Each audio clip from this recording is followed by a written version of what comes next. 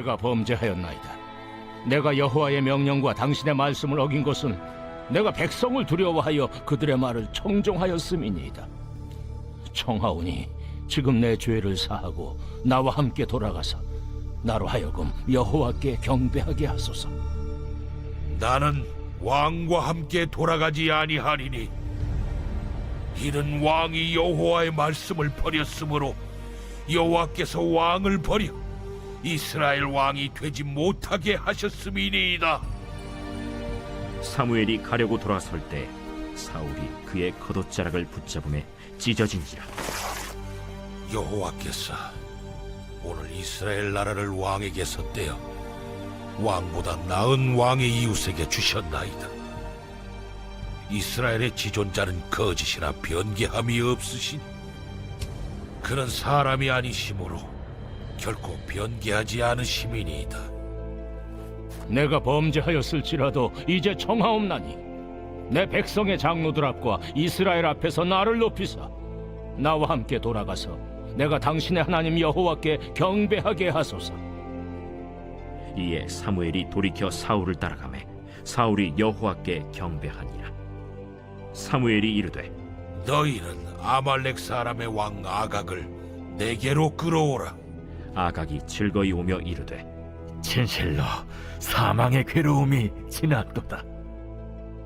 내 칼이 여인들에게 자식이 없게 한 것 같이 여인 중 내 어미에게 자식이 없으리라. 그가 길갈에서 여호와 앞에서 아각을 찍어 쪼개니라. 이에 사무엘은 라마로 가고 사울은 사울 기브와 자기의 집으로 올라가니라. 사무엘이 죽는 날까지 사울을 다시 가서 보지 아니하였으니 이는 그가 사울을 위하여 슬퍼함이었고 여호와께서는 사울을 이스라엘 왕으로 삼으신 것을 후회하셨더라. 안녕하세요. 행복한 아침 묵상으로 인사를 드립니다. 여러분들은 살아가면서 가장 큰 후회를 하신 적이 있으신가요? 저는 곰곰이 생각해 봤더니 아직까지는 그런 적은 없는 것 같습니다. 그런데 조금 아쉬웠던 적은 있습니다. 제가 대학교 때에 알리온이라는 어린이 선교단체에 있었습니다. 그래서 참 열심히 활동을 했었는데 대표 목사님께서 그 알리온을 대표하시는 그 목사님께서 과로로 인해서 일찍 소천하셨습니다. 너무나 안타까운 순간이었습니다. 그 구심점이 사라지자 그 알리온 선교회는 역사 속으로 사라지게 되었습니다. 전 지금도 너무나 참 안타깝다라는 생각을 합니다. 참 복음적인 선교단체였고 아이들에게 사랑을 전하고 예수님에 대한 말씀을 전하는 정말 좋은 선교단체였습니다. 전도가 무엇인지 전도법에 대해서 가르칠 수 있는 정말 좋은 단체였는데 이 대표 목사님께서 하나님의 품 안에 안기고 나서 구심점이 사라지자 그 단체가 조용히 역사 속으로 사라지는 것을 보고 참 아쉽다라는 생각을 하게 되었습니다. 지금이라도 어떻게 하면 되지 않겠냐라고 얘기하시는 분들이 있을 수도 있습니다. 그런데 이미 버스는 지나갔죠. 뒤 버스가 지나간 다음에 손을 들어봤자 의미가 없는 것입니다. 저는 참 많은 생각을 해보게 됩니다. 우리들의 인생이 이럴 때가 정말 많지 않은가.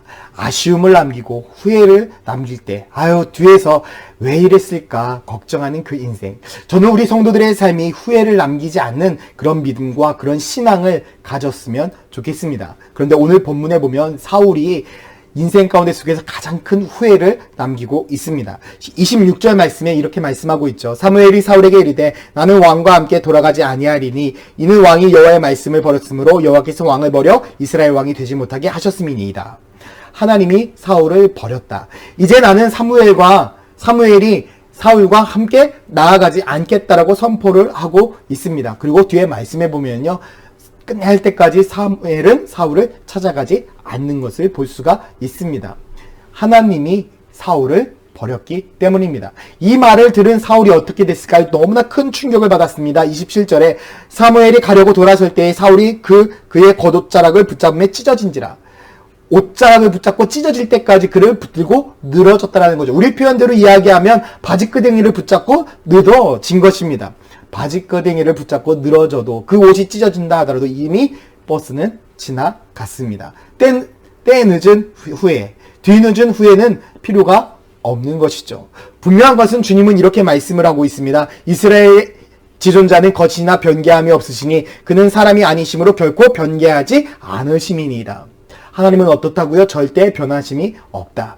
그렇기 때문에 우리가 믿어야 될 것은 무엇입니까? 변하지 아니하는 하나님의 속성, 하나님의 사랑과 하나님의 은혜를 우리는 기억해야 하는 것입니다. 하나님께서 우리들의 삶 가운데 속에서 약속하신 것이 있습니까? 절대 변치 않고 반드시 지키십니다. 변하는 것은 하나님이 아니라 우리들의 삶입니다. 우리들 안에 있는 내면의 욕심 때문에, 우리 아이들 안에 있는 잘못된 것들 때문에 하나님이 틀렸어, 하나님이 잘못됐어 라는 그런 소리를 우리가 듣고 반응하기 때문에 우리는 하나님을 떠나가고 하나님을 의심할 때가 많은 것입니다. 사랑하는 성도 여러분, 하나님은 절대 변함이 없는 분이십니다. 그렇기 때문에 우리들에게 하신 그 약속을 반드시 지키신다는 거죠. 사무엘은 사울에게 그것을 가르쳐 준 것입니다. 네가 처음 하나님의 그 약속을 믿고 지켰다라고 한다면 하나님은 너를 버리지 않았을 것이다. 그런데 지금 너가 하나님을 버렸다. 그러니 하나님도 너를 버릴 것이다. 이 말씀은 결단코 변하지 않을 것이다 라고 하나님의 말씀을 선포하고 있는 것이죠. 여러분, 축복이든 저주이든 하나님께서 하신 것은 결단코 변하지 않습니다.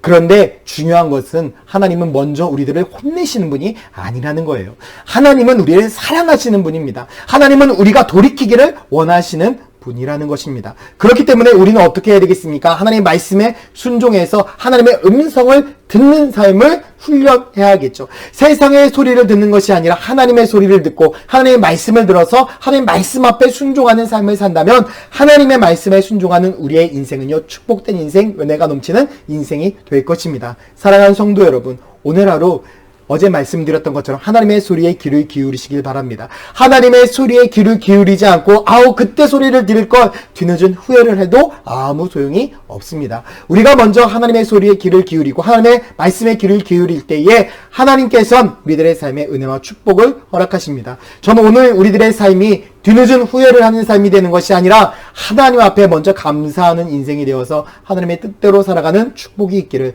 예수 그리스도의 이름으로 축원드립니다. 함께 기도하겠습니다.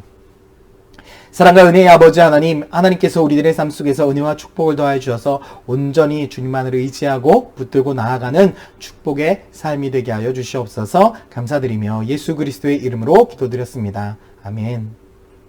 세상의 유혹 시험이 내게 몰려올 때에 나의 힘으로 그것들 모두 이길 수 없네. 거대한 폭풍 가운데 위축된 나의 영혼 어찌할 바를 몰라 헤매이고 있을 때 주를 찬양 손을 들고 찬양 전쟁은 나에게 속한 것 아니니 주를 찬양 손을 들고 찬양 전쟁은 하나님께 속한 것이니.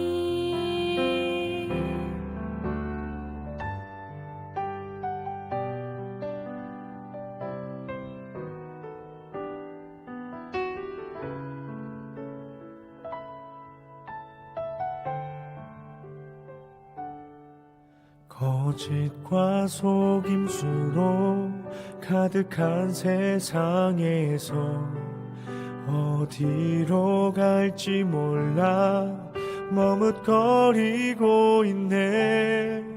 공중의 권세 잡은 자 지금도 우리들은 실패와 절망으로 넘어뜨리려 하네.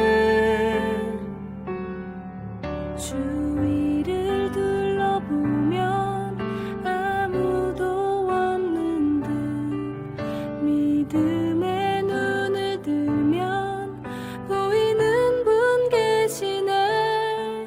지금도 내 안에서 역사하고 계시는 사망과 어둠의 권세 외치신 예수님 주를 찬양 손을 들고 찬양 전쟁은 나에게 속한 것 아니니 주를 찬양 손을 들고 찬양 전쟁은 하나님께 속한 것이니 주를 찬양 주를 찬양